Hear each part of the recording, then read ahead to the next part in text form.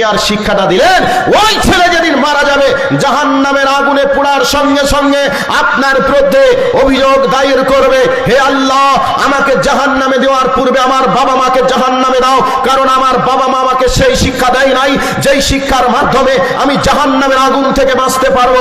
আমার বাবা আমাকে দুনিয়ায় টাকা কামানোর শিক্ষা দিয়েছিল, এই কথা বলে আপনার বিরুদ্ধে অভিযোগ করবে। সম্মানিত উপস্থিতি, আজ বর্তমান সময়ে ছেলে আমার তিনটা ছেলেকে আমরা স্কুলে ভর্তি করলাম। টার্গেট একটা ছেলে মাস্টার হবে, একটা ছেলে ইঞ্জিনিয়ার হবে, আর একটা ছেলে ডাক্তার হবে। তিনটা ছেলেকে ডাক্তার মাস্টার ইঞ্জিনিয়ারের জন্য আমরা হাড় ভাঙা পরিশ্রম করে লক্ষ টাকা খরচ করে আমরা ইঞ্জিনিয়ার, আমরা মাস্টার, ডাক্তার বানাই। কেন? ডাক্তার মাস্টার ইঞ্জিনিয়ার হলে দুনিয়াতে অনেক টাকা উপার্জন করবে, সরকারি চাকরি করবে, তাহলে আর এই গ্রামে বাড়ি থাকবে না, ইটাহার বাজারে বাড়ি হবে, না হয় রায়গঞ্জে টাউনে বাড়ি হবে, না হয় কলকাতা শহরে বাড়ি বানিয়ে আজকে আমি সেখানে বসবাস করব।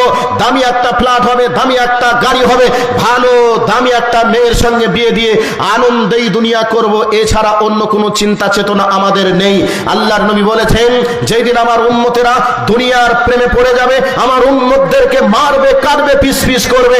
আজকে আমাদের টার্গেটটা এরকম নয় কি যাদের একটু টাকা পয়সা বেশি আছে, বর্তমান সময়ে তারা দ্বীন ইসলামকে মূল্যায়ন করে না, তারা আবার মানুষকে ভাবে, কমেন্ট করে, এত মাদ্রাসা চালিয়ে কি হবে, মসজিদ এত বানিয়ে কি হবে, আমাদেরকে দুনিয়ায় বাঁচতে গেলে ডাক্তার বানাতে হবে, মাস্টার বানাতে হবে, ইঞ্জিনিয়ার বানাতে হবে, আমাদের ছেলেদেরকে সাংবাদিকতা তৈরি করতে হবে, এরপরে আমরা দুনিয়াতে বাঁচতে পারবো, না হলে বাঁচার কোনো রাস্তা নেই। সেই মামুরবিটা স্বপ্ন স্বর্গে বাস করছে, তুমি ডাক্তার মাস্টার ইঞ্জিনিয়ার হয়ে তুমি পৃথিবীতে বাঁচতে পারবে না, আল্লাহর গজবে তুমি পড়বেই পড়বে। বর্তমান সময়ে গোটা পৃথিবীর মুসলমানরা আজকে আল্লাহর গজবে পড়ে বেঈমানদের হাতে মার খাচ্ছে, এটা বাস্তবটা একটু মিলিয়ে দেখুন। সম্মানিত উপস্থিতি, আমি আপনাকে একটা উদাহরণ দিই। উদাহরণ হলো, একজন শিকারী জঙ্গলে গেছে শিকার করতে, সারাদিন জঙ্গলে শিকার খুঁজলো, পেল না। বাড়ি আসার সময় ভাবছে খালি হাতে বাড়ি যাব, কি করে বাড়ি যাই? আসার মুখে দেখছে যেন একটা বাঘের বাচ্চা পড়ে আছে, বাঘের বাচ্চাটাকে নিয়ে বাড়ির দিকে যায়। বাঘের বাচ্চাটাকে নিয়ে বাড়ির দিকে গেল।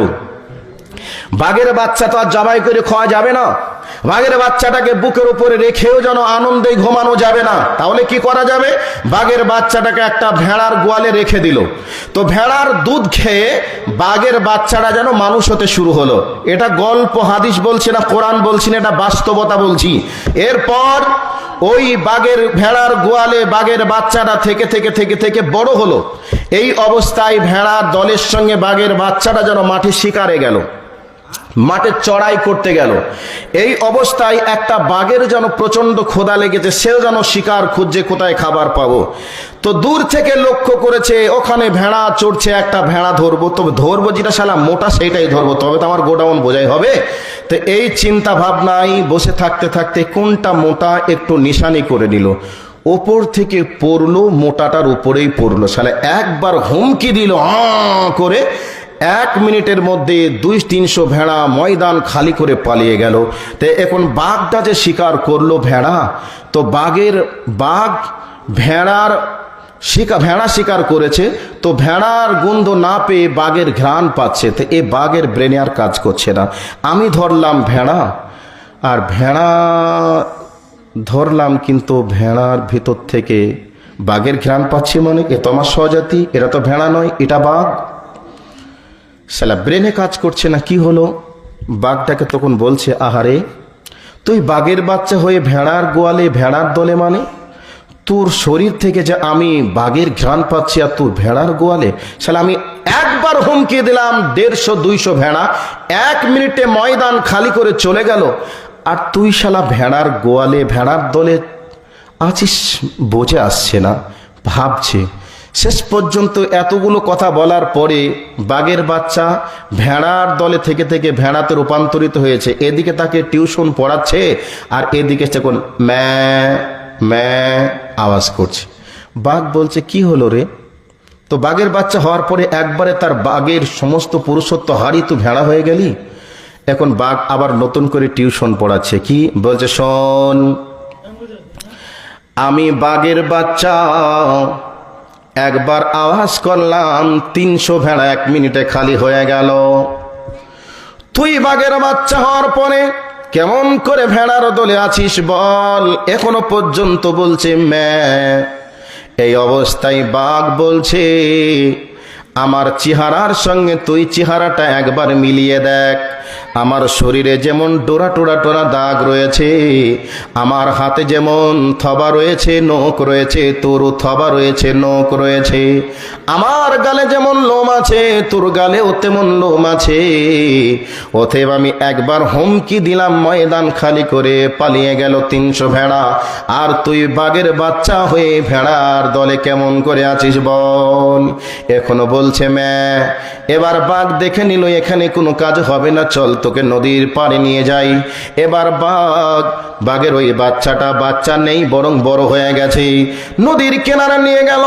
নদীর কিনারে 2 জনের চেহারাকে এক জায়গায় দাঁড় করিয়ে বলছে, দেখ আমার শরীরে যেমন ডোরা টোরা টানা দাগ রয়েছে, আমার হাতে যেমন নখ রয়েছে, থবা রয়েছে, তুর রয়েছে, আমার মুখটা দেখতে যেমন তোর মুখটাও তেমন।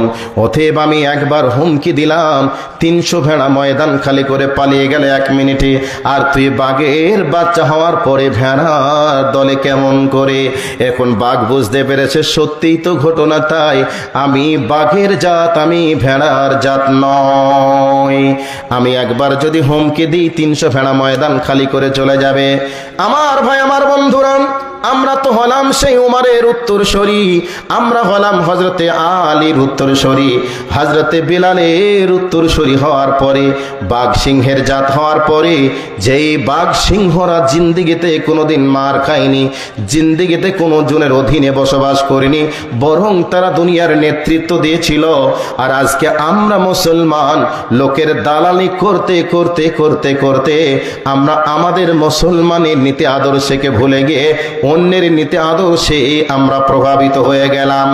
আল্লাহর নবী বলেছেন, হে আমার উম্মতেরা, যেই দিন তোমরা দুনিয়ার প্রেমে পড়ে যাবে, সেই দিন তোমরা সিংহের জাত হওয়ার পরে, বাঘের জাত হওয়ার পরে তোমরা মার খাবে, পিস পিস করে তোমাদেরকে টুকরা টুকরা করবে, এখনো তোমরা কিছু করে নিতে পারবে না।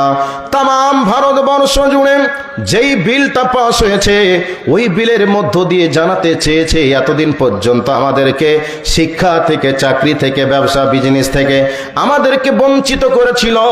এতদিন পর্যন্ত আমরা বঞ্চিত হওয়ার পরেও যেন আমরা কিছু মনে করিনি। কিন্তু বর্তমান সময়ে যে বিলটা পাস করেছে, ওই বিলের মধ্য দিয়ে জানতে আমরা পারি, আমরা মরে গেলে দাফন করার জায়গাটা বর্তমানে আমাদের নেই। পাস হয়েছে কথাটা। এবার বলবেন যখন হবে ইটাহারে তখন আমরা দেখব। উদাহরণ হলো একটা কসাইখানায় একটা কসাই 3টা ছাগলকে নিয়ে এসেছে। তো 3টা ছাগলকে নিয়ে আসার পরে একটা ছাগলকে কসাই কান ধরে নিয়ে গেল। বলছে বা ছাগলে বলছে, শালা ভাগ একটু বাড়লো কেন? 3 জন ছিলাম, খাচ্ছিলাম আমের পাতা আর কাঁঠালের পাতা, এবার 2 জন মজা করে খাবো, 1 জন তো কমলো। তা